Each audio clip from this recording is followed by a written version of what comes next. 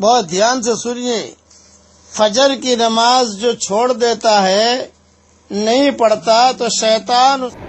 السلام علیکم ورحمۃ اللہ وبرکاتہ۔ امید ہے کہ آپ تمام حضرات بخیر وافیت ہوں گے۔ آج اب حضرت کے سامنے حضرت کی وہ کلپ لایا ہوں جس میں حضرت نے بتایا ہے کہ فجر کی نماز چھوڑنے کا کیا وبال ہے۔ اللہ ہم تمام کو صحیح سمجھ نصیب فرمائے اور نمازوں کی پابندی کرنے کی توفیق عطا فرمائے، آمین۔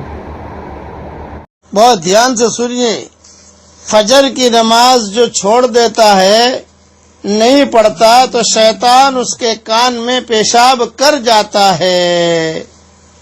فجر کی نماز چھوڑنے کی کتنی وعید ہے کہ جہاں فجر کی نماز چھوڑی، شیطان نے کان میں پیشاب کیا۔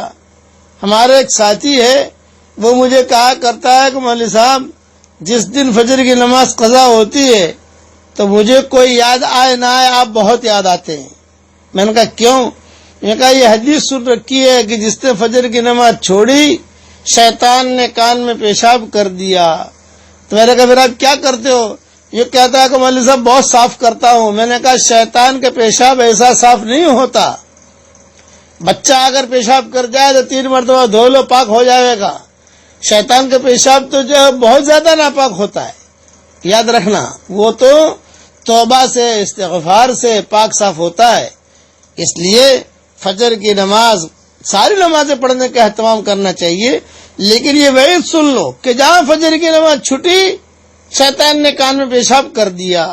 اب حدیث سنو، حضرت عبداللہ ابن مسعود رضی اللہ تعالیٰ عنہ فرماتے ہیں کہ حضرت محمد صلی اللہ علیہ وسلم کے سامنے ایک آدمی کا ذکر کیا گیا کہ وہ صبح تک سوتا ہی رہتا ہے، نماز کے لیے بھی نہیں اٹھتا۔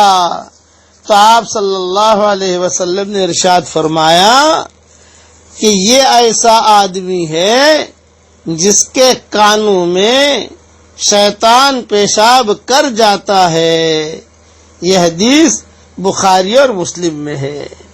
دیکھیے، اور یہ حدیث بخاری مسلم تک نہ پہنچ سکیں تو بکھرے موتی جلد اول صفحہ 95 پر بھی 95 پر بھی یہ حدیث موجود ہے۔ اس لیے آج ارادہ کر لیں، عزم کر لیں کہ فجر کی نماز نہیں چھوڑنی، ہر نماز کی پابندی کرنی ہے۔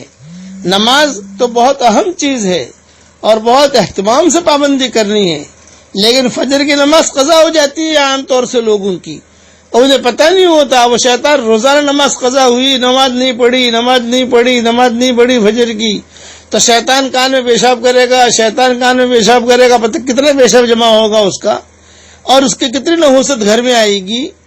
اس لیے بھئی ہمارا کام یہ ہے جلدی سونا اور جلدی جاگنا، یہ ہے ہماری ترتیب مدنی معاشرے کی۔ اسی لیے میری کتاب مدنی معاشرہ یہ ضرور پڑھیں، اس کے اندر میں نے بہت آسان کر کے عام مسلمان زندگی کیسے گزارے، وہ بہت آسان کر کے میں نے نسخے لکھ دیے ہیں، اور بہت چھوٹی سی کتاب ہے۔ آپ اگر ایک مرتبہ عام عورت اور عام مرد اگر پڑھ لے گا، بیچارے جھپڑ پٹی میں رہنے والے غربا، فقراء اور عام مسلمان کہ جو بڑے بڑے مدرسوں میں نہیں جا سکتے، بے اب وقت نہیں ہے لیکن اسلام کے مطابق زندگی گزارنی ہے، اس لیے میں نے وہ کتاب لکھ دی ہے، مدنی معاشرہ اس کا نام ہے، ہر جگہ مل جاتی ہے۔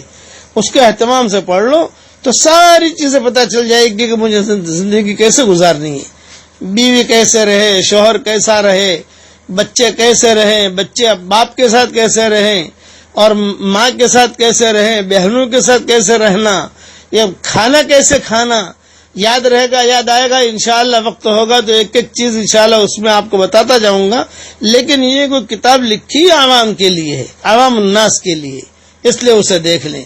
آج سے نیت کریں کہ انشاءاللہ ہم ساری نمازوں کا اہتمام کریں گے۔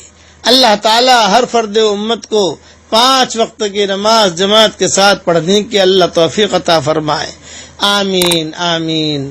والسلام علیکم ورحمۃ اللہ وبرکاتہ، وآخر دعوانا ان الحمد للہ رب العالمین۔